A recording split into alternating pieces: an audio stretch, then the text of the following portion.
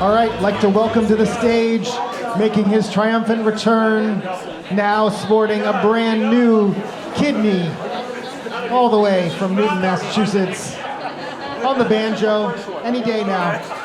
That's Gabe Hirshfeld.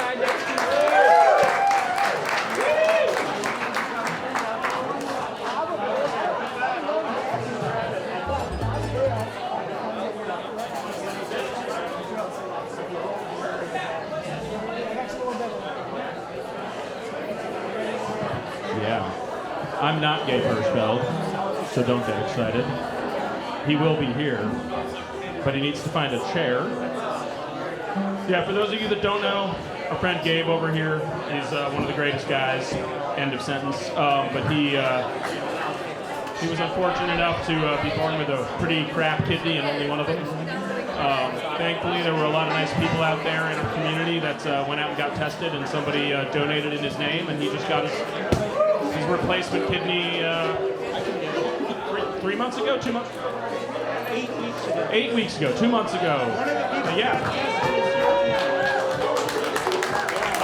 So at least one person in this room was one of the great people that went out and got tested to see if they were a potential donor. And if you guys get the opportunity to do that, it really makes a world of difference for the folks that need them. It's his first time coming out with his new kidney, hence the chair. He's still not allowed to play the banjo on doctor's orders. We're ignoring that tonight, but he's going to do it sitting.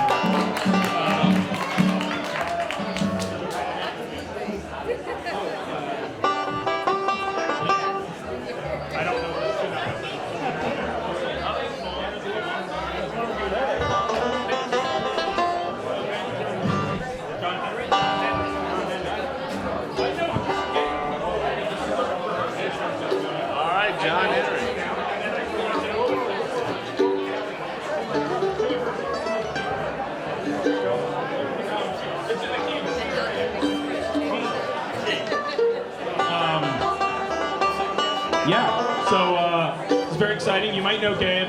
He's famous for a lot of reasons. He's on the menu, not in like a weird way. Got the Gabeinator sandwich.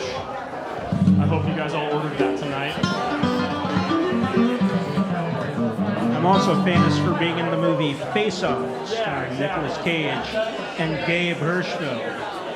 If you're not friends with Gabe on Facebook, you are wasting your time on social media. Some of the best posts. While we finish setting levels here, I'll tell you, I actually met our glorious host, Tony Watt, over here almost 25 years ago in the grand state of Colorado because of a The Cantab shirt. I saw him wearing it, and I decided to approach this stranger. It was more than 30 years ago. It was 2004. 22 years ago. I introduced myself to him, told him I'm from Boston, and I've been to the Cantab before. And Tony and I were both in the competitive music scene, because that's how you do art. You compete quantitatively.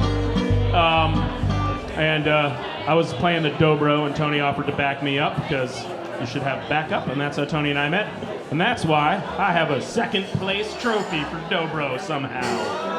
Yeah. Notice what I'm not playing.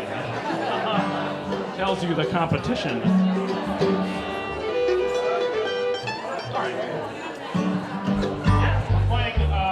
We're going to get Gabe to kick one off. His great welcome back to... Which one? Bluegrass Tuesdays. You're just going to play one. Oh, I'm going to play one. You can play them both if you want. I'm going to play them both.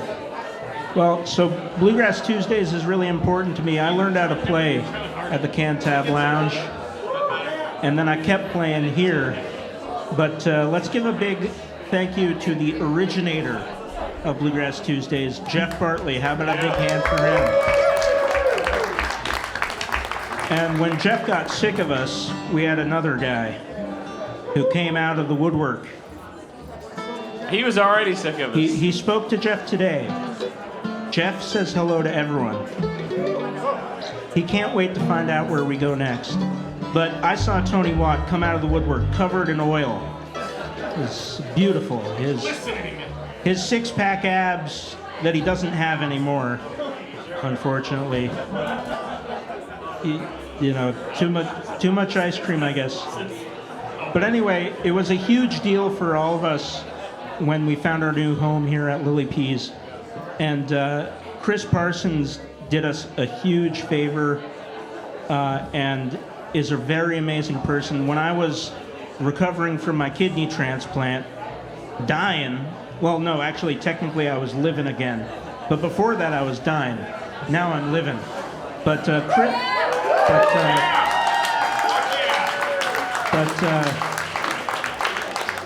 Chris brought me food when I couldn't feed myself.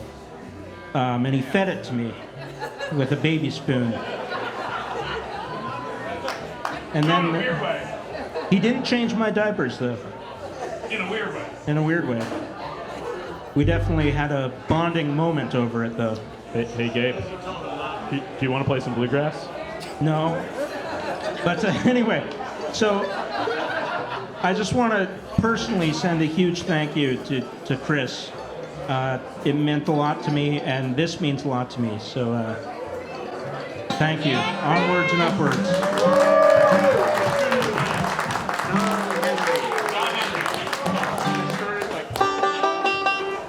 And you guys can figure it out. All right.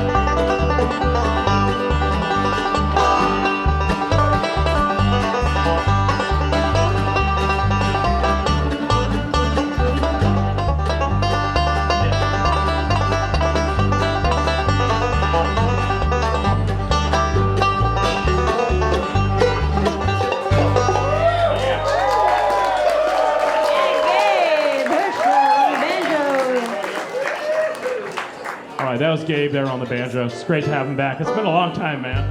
That was fun. All right, we're going to feature the mandolin player on this next one. You know him. You love him. You've seen him. He's right there.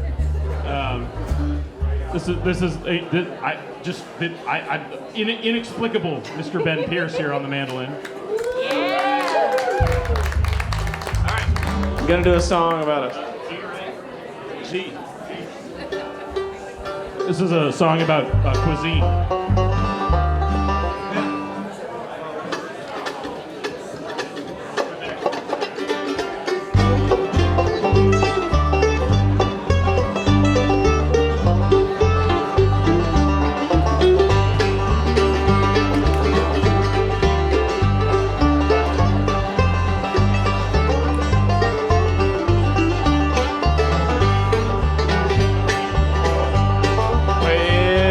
Shoulder up your gun, call up the dogs. Shoulder up your gun, call up the dogs. Going to the woods, gonna catch a groundhog. Groundhog. Groundhog. Groundhog.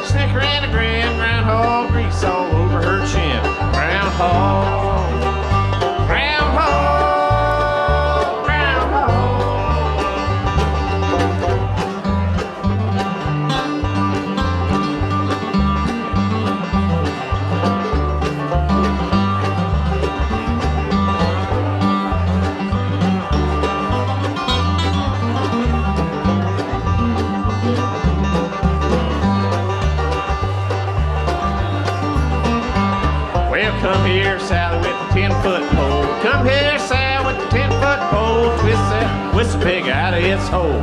Groundhog, groundhog, groundhog.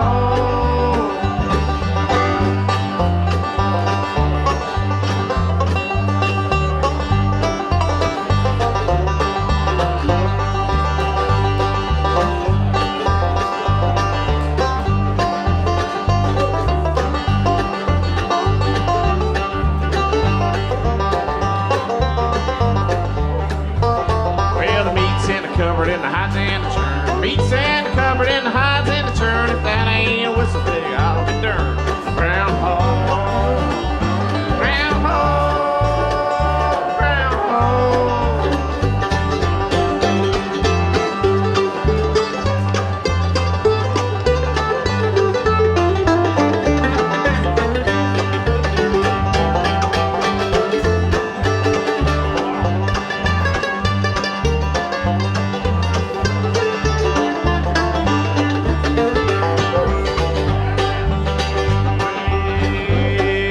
Two old maids laying in the bed. Two old maids laying in the bed. One turned over to the other and said, Groundhog, groundhog, groundhog.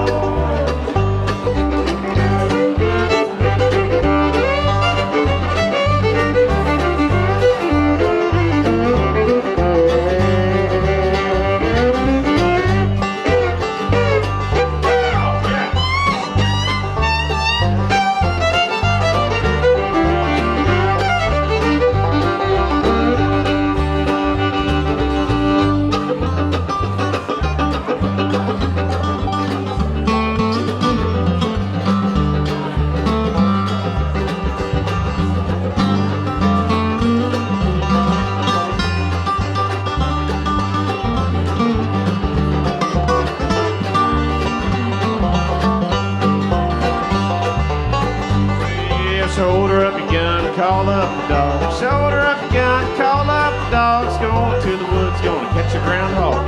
Groundhog, groundhog, groundhog, groundhog, groundhog.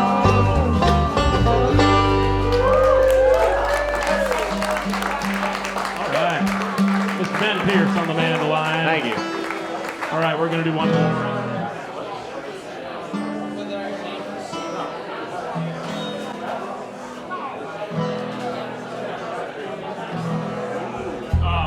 We're gonna get one more friend up here because we haven't had any harmonica on stage.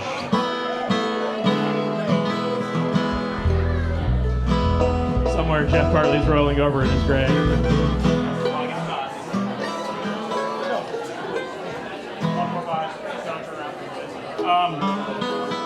All right, so I'm Sam Stambler. This is a formulation of the band Sam Stambler and the Damn Ramblers. It's really not a band, it's a state of mind. You too can be in that state of mind. Just like us, you didn't practice tonight. Except for those guys, they're not in the band. They practiced. That's the most important rule. We got Kathleen Parks on the fiddle, yeah. We got Tony Watt on the bass and on the running of things. And you got Ben and Gabe. That's all fun and dandy. We added our friend, Mr. Jeffrey Pyle here. We're gonna do a Hartford tune I like to close. I had a lot of sets with.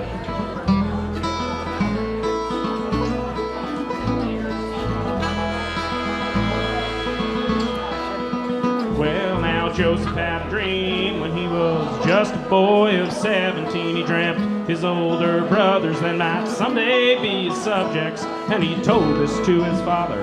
And his brothers, they got mad and they tried to kill him. Yeah, his father just took note, but his brothers, they got mad and tried to kill him. Oh, Joseph was a young man with 11 older brothers. He was given by his parents on a many color, and this made his brothers angry, so they sold him to slavery down in jail.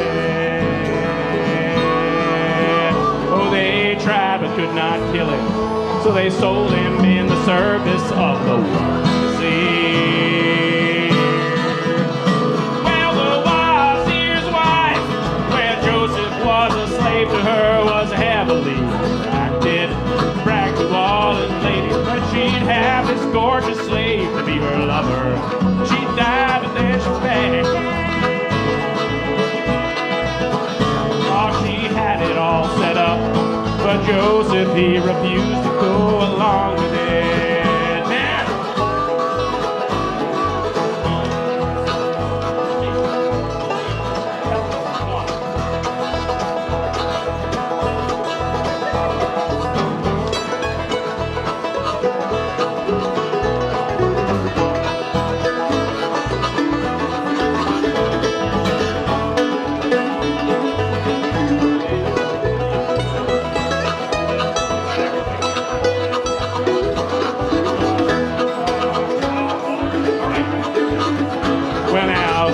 He was wise to her when she had Joseph busted, so he did not have him put to death the way that it was expected. He just threw him in the dungeon for 2 years with a butler and a girl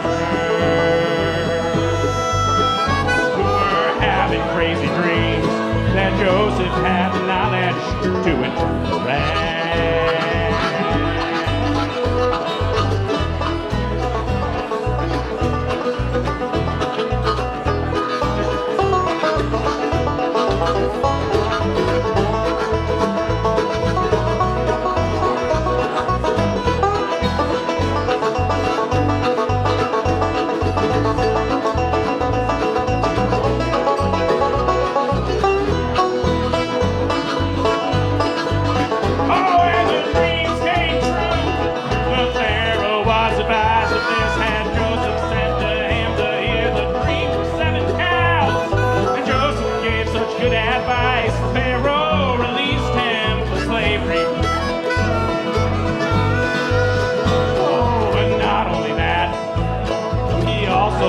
Joseph the